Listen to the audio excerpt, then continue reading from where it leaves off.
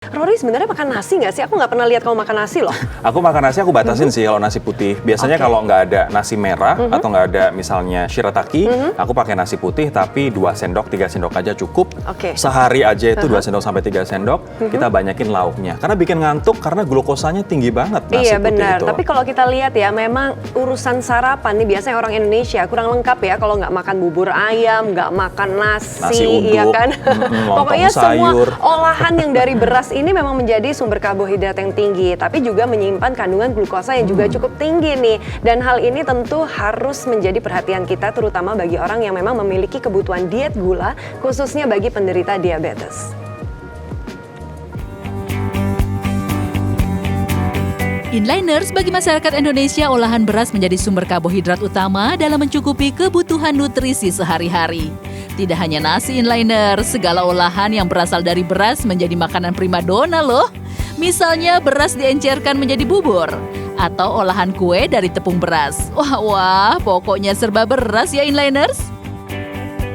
Oh iya, patut diketahui nih inliners, beras dikenal memiliki indeks glikemik yang tinggi, yang mampu mempercepat proses penyerapan gula di dalam tubuh. Indeks glikemik merupakan angka yang menggambarkan kemampuan suatu makanan untuk meningkatkan kadar glukosa darah. Meski demikian, indeks glikemik dapat berubah inliners, salah satunya dipengaruhi cara pengolahan makanan. Karbohidrat dari nasi itu disebutnya sapati kan. Patinya resisten itu artinya dicernanya lambat. Akibatnya apa? Proses pencernaannya lambat, penyerapannya juga lambat kan. Jadi kadar gula darah naiknya akan lebih lambat. Meskipun rendah kalori inliners, ternyata kandungan karbohidrat dalam bubur jauh lebih tinggi loh. Dibandingkan nasi, bubur memiliki indeks glikemik yang lebih tinggi yaitu di angka 90. Selain karena teksturnya yang lembut, penyerapan gula di dalam tubuh juga tergolong mudah inliners, sehingga tidak disarankan ya bagi penderita diabetes makan bubur. Nah, kategori angka indeks glikemik di atas 70 sudah dianggap tinggi loh inliners, sedangkan nilai indeks glikemik yang rendah berada di angka 55 ke bawah.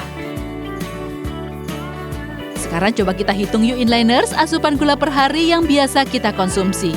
Ya, untuk jaga-jaga dong pastinya. Makanan dan minuman manis emang sangat nikmat dikonsumsi, namun terkadang kita tidak menyadari nih jumlah gula yang dikonsumsi per hari lebih dari batas yang disarankan. Pihak Kementerian Kesehatan menyebut batas normal konsumsi gula adalah 4 sendok makan per hari. Bisa dibayangkan jika kita mengkonsumsi 1 kaleng soft drink berarti sudah meminum 35 gram atau 2,4 sendok makan gula, hampir setengah dari asupan yang disarankan. Bahkan yogurt buah yang terlihat sehat juga memiliki kadar gula tinggi inliners, yaitu 27 gram atau 1,7 sendok makan gula. Wow!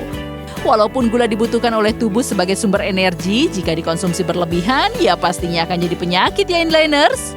Yuk inliners, lebih perhatikan asupan kita sehari-hari ya. Tentunya yang sedang-sedang saja itu lebih baik loh daripada yang melampaui batas normal.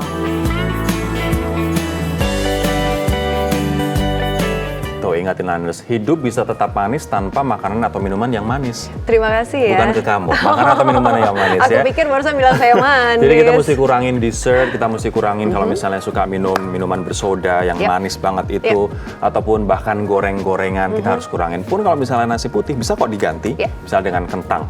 Aku suka banget siomay, pakai kentang rebus ya kan. Kita bisa pakai shirataki, kita bisa pakai misalnya nasi jagung. Nasi jagung dulu dianggap, enak banget zaman dulu dianggap jadul dan nggak sesuai elitis level gitu kan. gitu Tapi kayaknya sekarang ya. nasi jagung kayaknya dicari banget karena lebih sehat ya kan. Iya betul. Dan perbanyak sayurnya, perbanyak lauknya, itu pun cara pemasaknya bukan yang digoreng, tapi mungkin dikukus, direbus, ataupun dipanggang. Oke, dan setelah ini kita akan bicara mengenai tradisi unik nih yang terus dijalankan hingga kini sebagai penanda datangnya waktu berbuka dan juga sahur. Nah ini bahkan yang lebih heboh lagi berupa dentuman meriam. Waduh, ini kalau aku sih kayaknya bisa batal nih karena kaget.